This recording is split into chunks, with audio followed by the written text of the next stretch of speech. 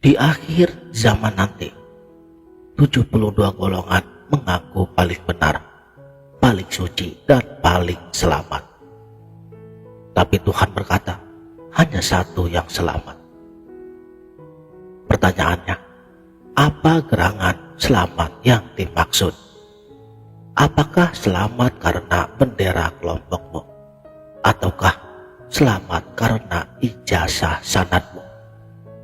Atau jangan-jangan kamu sudah tersesat di sebalik gemerlap ritualmu sendiri? Video ini bukan berbicara tentang ilmu fikih, bukan juga debat antar mazhab. Ini lebih dalam daripada itu semua, karena ini soal nasib akhir perjalanan ruhmu. Dalam hadis telah dijelaskan, umatku akan terpecah menjadi 73 golongan dan hanya satu yang masuk surga. Tapi lihat, banyak orang sibuk menghitung golongan, tapi lupa bertanya, apa hakikat keselamatan sejati? Inilah yang tak diajarkan di mimbar-mimbar. Bismillahirrahmanirrahim. Assalamualaikum warahmatullahi wabarakatuh. Salam sang sejati. Mari kita bongkar kebodohan halus ini. Sebab banyak orang mengira golongan yang selamat itu adalah kelompokku, karena amalan kami paling lengkap dibandingkan dengan yang lain. Naif sekali. Lihat analogi ini. Ada dua orang sholat. Pertama, gerakannya sempurna, bacaannya fasih, tapi hatinya sibuk mengutuk imam sebelah. Kedua, badannya sedang sakit hingga ia tak bisa berdiri di saat sholat, tapi hatinya merintih, ya Allah, hanya ridhamu yang aku mau. Ini memang sebatas analogi, tapi jika dibandingkan, mana yang menurutmu lebih selamat? Kesalahan terbesar kita mengira bahwa keselamatan ada di kuantitas amaliyah, bukan di kualitas kesadaran. Repetisi hakikatnya bukanlah panjang sujudmu, bukan pula banyaknya wiridmu, ataupun tingginya menara kelompokmu, melainkan apakah kamu hadir di hadapannya saat kamu menyebut namanya. Setiap ibadah mempunyai dua sayap. Sayap pertama dari sisi syariat, lisan yang bergerak, ruku yang membungkuk, hitungan tasbih di tangannya. Sedangkan sayap di sisi lainnya ialah makrifat, hati yang tahu siapa yang disembah, ruh yang merasakan kehadirannya, diam yang lebih dalam dari 1000 bacaannya.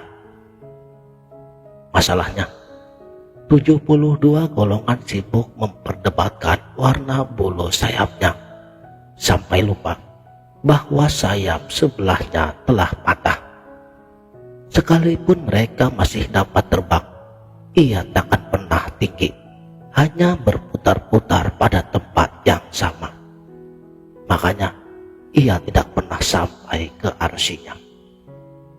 Ingat kalam sufi, ibadah orang awam, gerak tubuh, ibadah para pecinta, heningnya rindu. Dengarkan firman Tuhanmu.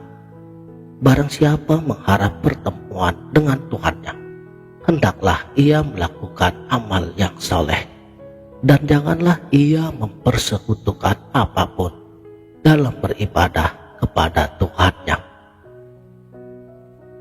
Lihat kata kunci pada ayat tersebut, jangan mensyirikannya.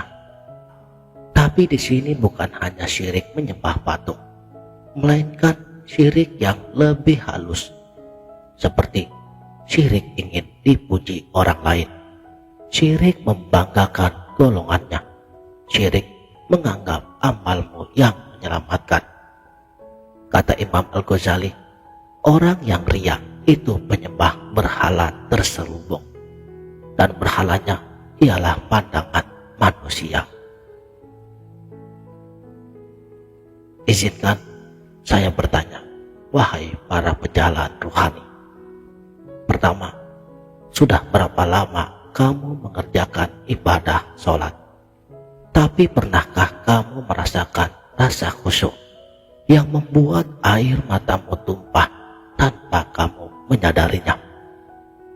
Kedua, kamu hafal ratusan ayat, tapi adakah satu ayatnya yang benar-benar menyentuh hatimu sampai kamu tidak bisa tidur karenanya? Ketiga, saat kamu berzikir Allah, Allah, Allah, siapa sebenarnya yang kamu panggil? Huruf-hurufnya ataukah zat yang melampaui segala nama? Inilah ujian sejati. Jika kamu sholat 5 waktu, tetapi hatimu masih mati, itu berarti kamu termasuk 72 golongan yang sibuk memperbaiki perahu jam, tapi lupa bahwa perahumu tak pernah menyentuh air. Maka inilah hakikatnya. Golongan yang selamat, yang ternyata bukan untuk merujuk golongan-golongan tertentu, tapi mereka yang ikhlas tanpa perlu diakui. Hatinya jernih bagaikan kaca, mengenal kepada Tuhannya seperti Uwais Al-Qarni yang dirindukan para penghuni langit. Definisinya, mereka yang sholatnya bukan lagi sekedar ritual, tapi nafas roh yang merindukan kekasihnya. Mereka yang zikirnya bukan hanya sebatas gerak lidahnya, tapi gemuruh kolbu yang menyatu dengan Sang Maha Ada. Sekarang, lupakan semua golongan, lupakan dirimu sendiri. Biarkan hanya Dia yang mengisi ruang hatimu. Itulah tajrid, melepas segala yang bukan Dia. Mari kita diam sejenak, dengarkan risau angin di dalam dadamu. Itulah bahasa roh yang merindukan asal usulnya. Ya Allah, jika kami tersesat di sebalik lautan ilmu-Mu, tuntunlah kami pada yang kamu sebut golongan yang selamat. Aminullah. Salat adalah latihan mati. Setiap takbir adalah pelepasan dunia. Jika di dalam salat pun kita belum bisa mati dari diri kita, bagaimana saat maut benar-benar menjemput kita?